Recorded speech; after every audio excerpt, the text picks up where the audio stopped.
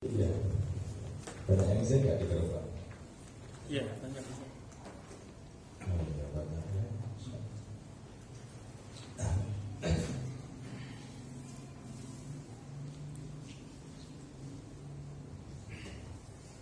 Baik, dapat kita mulai.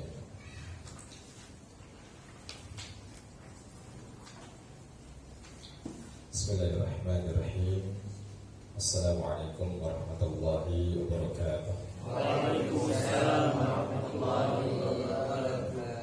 Alhamdulillah Rabbil Alamin. Wabihi nasta'inu ala umuri dunya waddin.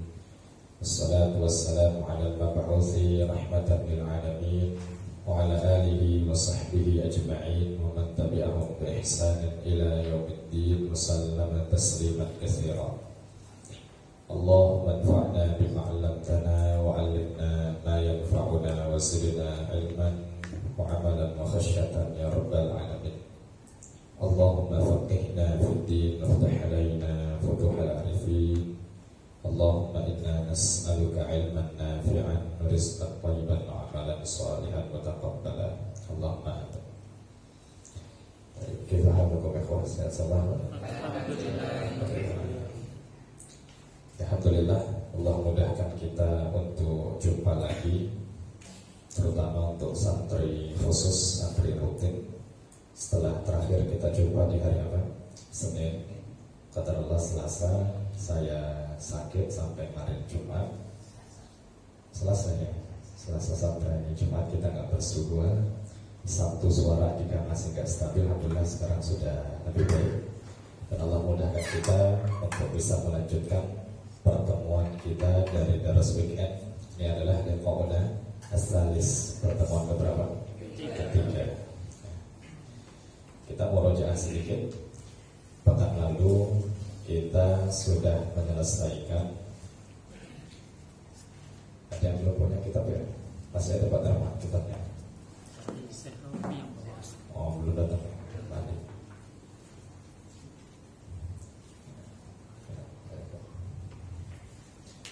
Ya, pekan lalu kita sudah membahas dan sudah menyelesaikan syarat dari sebuah kata bisa disebut sebagai kalam. Syarat sebuah kata bisa disebut sebagai kalam. Ada berapa syaratnya? Ada 4. Yaitu dia harus berbentuk lafaz. Apa lafaz? Adalah suara yang keluar dari mulut manusia. Jadi disebut lafaz ketika ucapan itu, lafal itu keluarnya dari mana? Mulut manusia. Kalau keluar dari hewan, misalnya burung beo, jadi katakan lafaz bukan? Bukan. Karena poinnya adalah suara yang keluar dari mulut manusia. Kemudian lafaz adalah isinya mencakup sebagian huruf-huruf hijaiyah. Jadi yang dikatakan, yang diucapkan itu harus berupa kata yang ucapannya, isinya, hurufnya adalah huruf-huruf hijaiyah. Meskipun suara keluar dari mulut manusia, tapi isi kalimatnya bukan hijaiyah. Misalnya jengkol, J-E-N-G-K-O-L, hijaiyah bukan? Bukan. Nah, maka jengkol itu tidak disebut sebagai kalam menurut dan Doha, yaitu menurut para ahli nahwu. Yang pertama, jadi harus berbentuk lafaz. Yang kedua, syarat dari kalam atau sebuah kalimat bisa disebut kalam adalah harus murakkabun. Harus murakkabun. Apa murakkabun? Yaitu tersusun. Tersusun dalam artian isi kalimat tersebut harus berbentuk rangkaian. Minimal berapa? Minimal 2 kata. Minimal 2 kata. Kalau lebih boleh tidak? Boleh. Karena kalimatnya minimal. Yang nggak boleh adalah jika dia satu kata. Kalau satu kata tidak dihitung sebagai kalam. Kenapa? Karena dia tidak murakkab. Contohnya misal dhahaba zaidun. Dhahaba zaidun. Zaid telah pergi. Ini kalam bukan? Kalam, karena dia juga murakkab, tersusun dari berapa? 2 kata. Kalau kalimat jalasa Zaidun alal kursiyyi. Jalasa Zaidun alal kursiyyi. Zaid duduk di atas kursi. Ini 4 kata. Kalam bukan ya? Kalam, karena dia juga murakkab.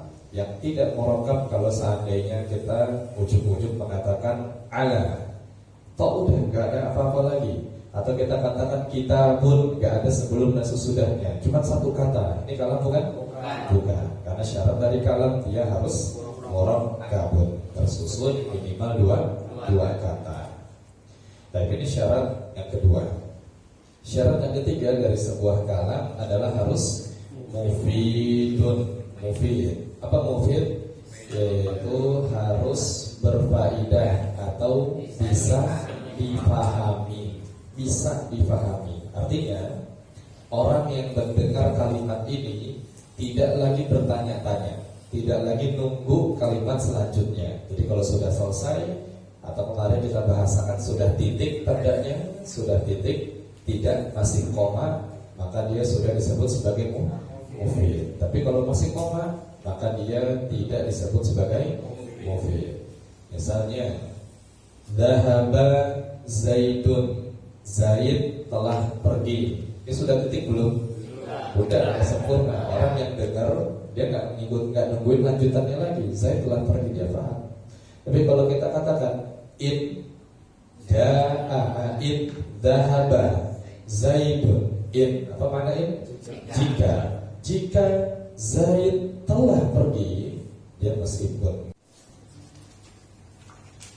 Bismillahirrahmanirrahim. Assalamualaikum warahmatullahi wabarakatuh. Waalaikumsalam warahmatullahi wabarakatuh. Alhamdulillahi rabbil alamin, wa bihi nasta'in ala umuri dunya waddin. Wassalatu wassalamu ala mab'uthi rahmatan lil alamin wa ala alihi wa sahbihi wa man tabi'ahum bi ihsanin ila yaumiddin. Wasallama tasliman katsiran. Allahumma anfa'na bima 'allamtana wa 'allimna ma yanfa'una wa zidna 'ilman wa 'amalan khashyatan ya rabbal alamin. Rabbana shrah lana sudurana wa yassir lana umurana wahlul 'uqdatam min alsinatina yafqahu qawlana. Allahumma amin. Ya, kita lanjutkan dari pembahasan Manzumah Abi Ishaq Al-Biri rahimahullahu ta'ala. 2 pertemuan sebelumnya kita sudah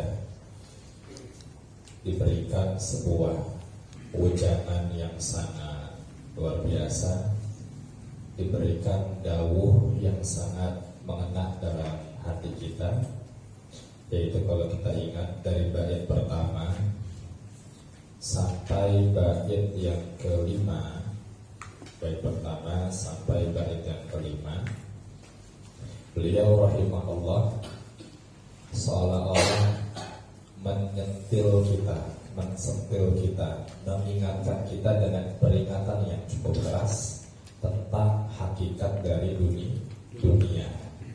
Dan beliau mengingatkan kita bahwa kita sebagai hamba Allah yang baik itu tidak boleh terperdaya dengan dunia.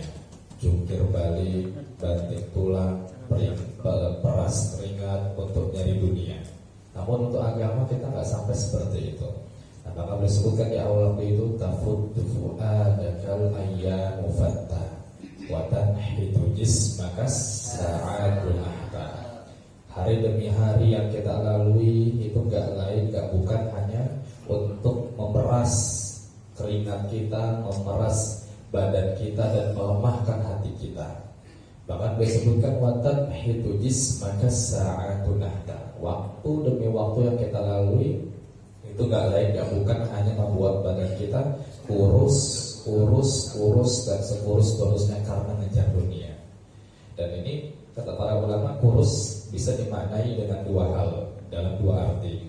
Kurus memang zahir badannya jadi kurus karena banyak mikirin kerjaan sampai lupa istirahat, lupa makan, mikirin utang gak kelar-kelar dan seterusnya. Atau yang kedua adalah kurus ketika nanti orang tersebut berada di akhirat, amalnya sedikit. Nah, karena amalnya sedikit maka dia menjadi orang yang kurus di akhirat. Itu bait 1 sampai yang kelima. Dan di bait 1 sampai 5 juga beliau mengatakan dan mengingatkan pada kita itu sudah terlalu lama terjerembab dalam kelalaian. Coba kita lihat dan kita ingat, berapa lama kita sudah tidak lagi sholat witir di malam hari. Coba kalau kita mau ingat berapa lama sholat tahajud yang kita kerjakan. Mungkin udah lama banget kita nggak kerjakan. Nah, beliau sampaikan kita ini udah lalai begitu lama. Apa beliau sebutkan dalam bait yang kelima? Tanamun dahara wa ihaka fi ghatitin biha hatta idza mitta tabahta. Kamu itu sudah tidur terlelap, lalai dalam waktu yang sangat panjang dan gak sadar-sadar dan gak ingat-ingat dan gak ngeh-ngeh. Kata beliau, barangkali kamu baru sadar idza mitta tabahta. Kalau mati nanti baru sadar. Seperti Fir'aun waktu itu. Semasa hidup dia bongkar, sombong dan menolak semuanya. Dan beliau gak sadar-sadar.